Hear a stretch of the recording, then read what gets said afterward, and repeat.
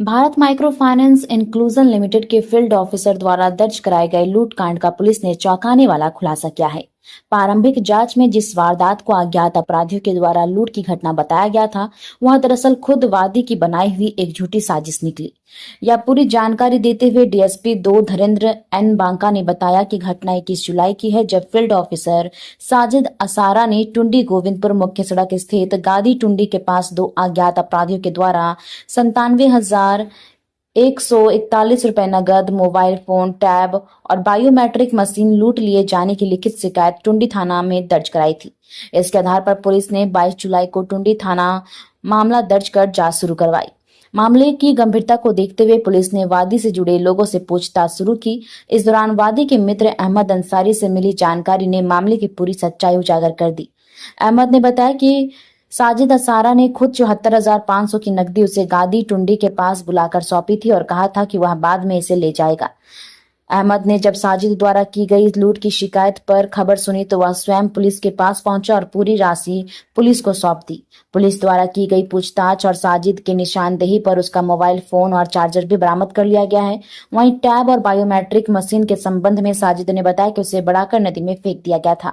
Police के द्वारा जब सख्ती से पूछताछ की गई तो साजिद ने अपना अपराध स्वीकार करते हुए बताया कि वह पिछले 2 वर्षों से बलियापुर शाखा में कार्यरत था और वहां से उसे करीब 1 लाख तथा गिरिडीह शाखा से 50,000 की प्रोत्साहन राशि में कटौती हो चुकी थी। इसी वजह से वह मानसिक रूप से परेशान था और इन नुकसानों की भरपाई के लिए उसने यह मनगढ़ंत लूट की कहानी रच डाली। पुलिस द्वारा की गई त्वरित कार्रवाई, सूझबूझ और गहन अनुसंधान के चलते यह फर्जीवाड़ा सामने आ सका और आरोपी को गिरफ्तार कर विधि समस्त कार्रवाई की जा रही है। की घटना घटी थी, क्या उसकी पूरी कहानी है? टुंडी थाना में 21 जुलाई को दिन दहाड़े टुंडी गोविंदपुर मार्ग में साजिद अंसारी, जो Bharat finance inclusion limited company में फील्ड एजेंट है, उनके द्वारा टुंडी थाना को सूचना दी गई कि उनके पास से कुछ लगभग 95-97 हज़ार रुपये की लूट की घटना हुई है और उनके मोबाइल वगैरह को भी लूट लिया गया है 2 अपराधकर्मी के द्वारा।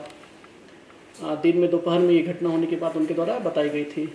तो पुलिस ने इसके संदर्भ में टुंडी थाना कांड संख्या 107/25 लूट का दर्ज किया था और अनुसंधान प्रारंभ किया। लेकिन अनुसंधान के क्रम में बहुत ही दिलचस्प बात सामने आई कि जिस व्यक्ति ने लूट की घटना के संबंध में कांड दर्ज किया गया था, उसके द्वारा खुद ही कंपनी के पैसों का गबन कर लिया गया था और पैसों को मतलब हड़पने की नीयत से एक झूठा लूट का केस दर्ज कर लिया था।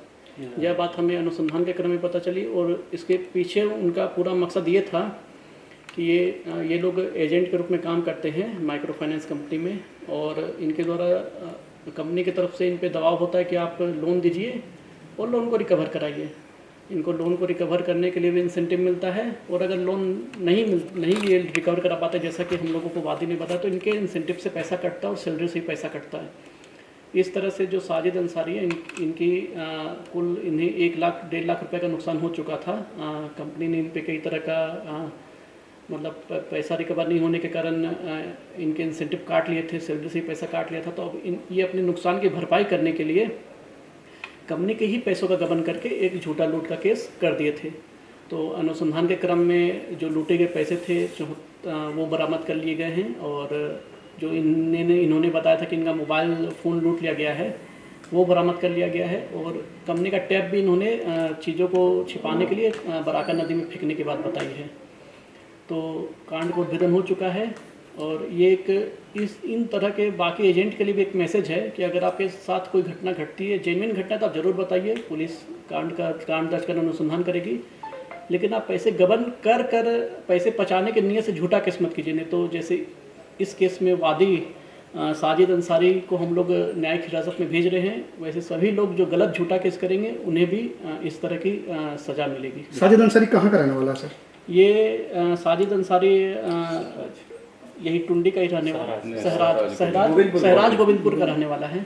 तो वादी ने ही ये लूट का जो पूरा मंशा तैयार किया, जो प्रारूप तैयार किया, पुलिस को ही परेशान किया, तो क्या धाराएं बनती है इस टाइप की सर? वो इसमें है, गबन का मामला होता है। इन्होंने अपने कंपनी के पैसे गबन करने की कोशिश की थी, तो जो भी सुसंगत धाराएं होती है उसके अंतर्गत इन पे कार्रवाई की जाएगी। पुलिस की बहुत बड़ी उपलब्धि है, किनको किनको श्रेय जाता है, किन किन अधिकारियों? पुलिस में ये पूरा अनुसंधान हमारे वरीय पुलिस अधीक्षक महोदय तथा पुलिस अधीक्षक ग्रामीण महोदय के दिशा निर्देश में हो रहा था और उनके निर्देशन में तथा टुंडी थाने की पूरी टीम इसमें मेहनत के साथ काम की। तो सारा श्रेय वरीय पदाधिकारी के निर्देश में टुंडी थाना की टीम के द्वारा ये सब केस करके फिर ये कहीं फरार हो गया था क्या? नहीं, ये कहीं फरार नहीं होते। इन्हें लगा था कि ये पैसे गबन करके आराम से रख सकते हैं, लेकिन सुसंगत अनुसंधान और साइंटिफिक इन्वेस्टिगेशन से हम लोगों ने कांड का उद्भेदन। कहाँ से पकड़ाया गया सर? ये अपने मतलब वहीं अपने घर से। इसमें और भी किसी की संलिप्तता है? इसमें अभी तक तो किसी की संलिप्तता नहीं आई। अगर किसी की संलिप्तता आती तो उनके विरुद्ध भी अगर विधि सम्मत कार्रवाई की जाएगी। कांड भी अनुसंधान अंतर्गत है। लेकिन ये एक मैसेज जरूर है सभी इस तरह के एजेंट के लिए कि आप के साथ अगर सही घटना होती है तो आप जरूर कांड दर्ज कराइए। पुलिस अनुसंधान करेगी और कांड का डिटेक्शन भी जैसे करते ही करेगी। लेकिन आप पैसे गबन करने की नीयत से कोई भी एजेंट इस तरह का कांड नहीं दर्ज करा, नहीं तो आपको साजिद अंसारी जैसा ही आपके साथ भी न्यायिक प्रक्रिया के तहत जैसे न्यायिक हिरासत में भेजा गया तो कठोर से कठोर कार्रवाई की जाएगी।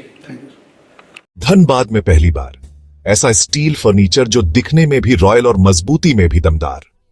Location Nilanchal colony, Saraidhela. यहां मिलता है 18 गेज का 304 ग्रेड स्टील।